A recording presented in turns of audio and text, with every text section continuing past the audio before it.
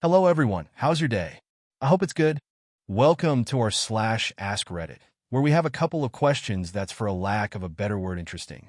I hope you guys enjoy the video. To all the adults, when you were a kid, what was your dream job? And have you got it? 1. I wanted to be the guy in the park that stabbed trash with the trash spear and put it in the trash bags. I'm now an electrician. 2. Fighter pilot. Ended up as a flight instructor and joining the airlines in the new year. Close enough. 3. When I was really little, I wanted to have a job as a bird watcher in the army or something like that. A comment says army bird watchers are important. #birds aren't real. 4. When I was around 10 years old, I wanted to be an architect or engineer. I'm 40 now and I'm currently an architectural engineer. A comment says you got the 2-for-1 deal. 5. Long-distance trucker in the US but no desk job in the UK, what a dreamer. 6. Wanted to be a director and make films. As a kid, I had saved up for a small video camera and filmed small vignettes with my brothers all the time. I loved it. As a young teen, I expressed this to my father, and he said it was a dumb idea because I'd never make any money. I don't think I filmed anything ever again after that conversation. 7. Artist was my dream job, and today I am 43 and I work as an artist. I make fine art paintings and sculptures, and I work for clients as a professional artist. 8. Wanted to be a librarian because I love books, currently biomedical engineering. Because, well, it's absolutely ridiculous that you need a master's degree to work in a library. FYI, this is NSFW for some reason. I'll only take the good ones. And as for me, I always wanted to own a business of any kind. And here I am making YouTube videos for you guys. What's something you're proud of but rarely get to talk about? 1. I got a 4.0 GPA on my second semester of college after years of my mom telling me I would fail college. 2. I chased down, forced a drunk driver to pull over and performed a citizen's arrest on a woman who hit a cyclist while I was riding my 3-speed commuter in downtown Manhattan at night. 3. Survived 10 years of prison, including 7.5 in segregation, with my family and mental faculties intact. It isn't easy, and coming out able to love and smile feels like a huge accomplishment.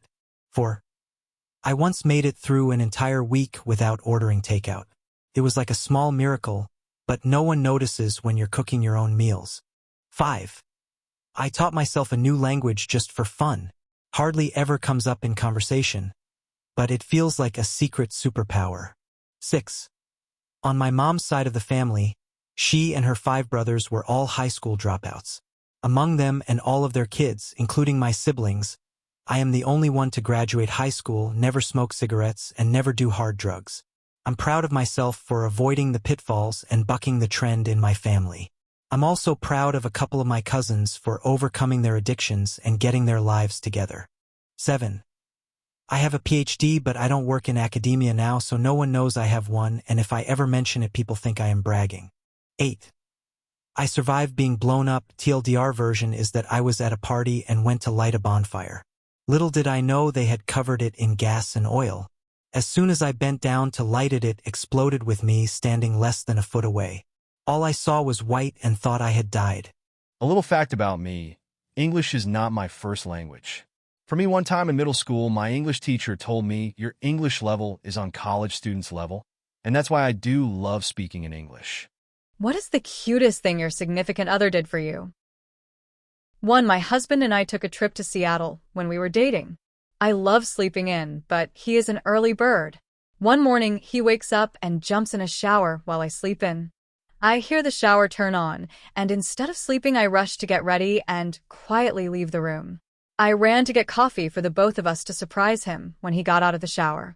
I'm on the street of our hotel, a coffee in each hand, when I see him walking from the other side of the block back toward the hotel entrance with a coffee in each hand as well.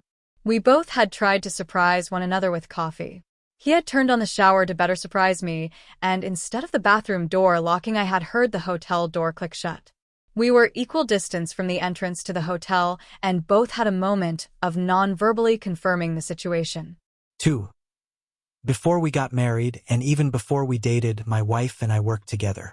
I mentioned to her that I had enjoyed the homemade apple dumplings she made for a staff meeting carry in a few weeks prior. She was off work the next day, but she went to the grocery, bought all of the ingredients for the dumplings, and made a special batch just for me. She even brought them to me at work on her day off. I still have the dish she brought them in. I'm a lucky guy. 3. On the night he asked me to be his girlfriend, my significant other swooned me over by effortlessly cooking an amazing, romantic carbonara for me. A couple weeks later, I find random photos of the same carbonara on his phone from multiple dates leading to the day my significant other asked me out. Turns out, my significant other didn't know how to cook and had been practicing profusely for weeks just so he could impress me. His roommates later confessed to me that they had been eating carbonara for weeks to help him prepare. Damn, I hope you guys are as lucky, if not more lucky than OPs in those stories. What do you feel the biggest problem is with kids today?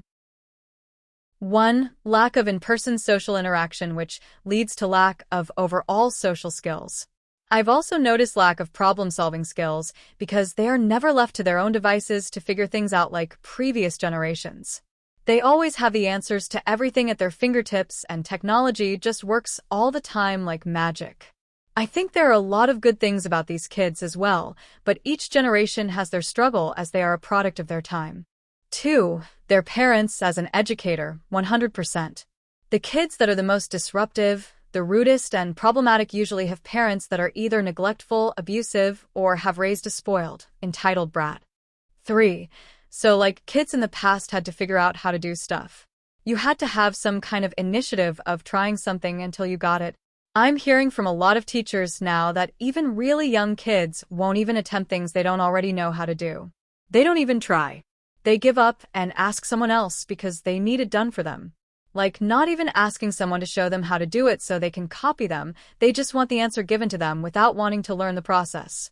4. Social media.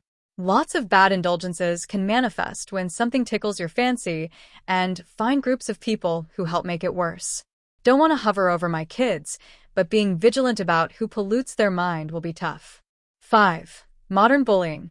I'm 40, so obviously I saw bad bullying as a kid. But from talking to my friends who have kids, it just seems like an entirely new ballgame, especially because of social media. I really feel bad for you guys. 6. They don't know how to read. I'm serious. They aren't being taught even 20% of what I learned in school. I was reading at a 12th grade level in 5th grade, and these kids are going into high school barely able to read a paragraph. I have to say, I do agree with the answer to this question. And I also agree it's not 100% the kid's fault. Thank you to everyone who reached this point. You're the best. If you enjoy this video, please consider subscribing.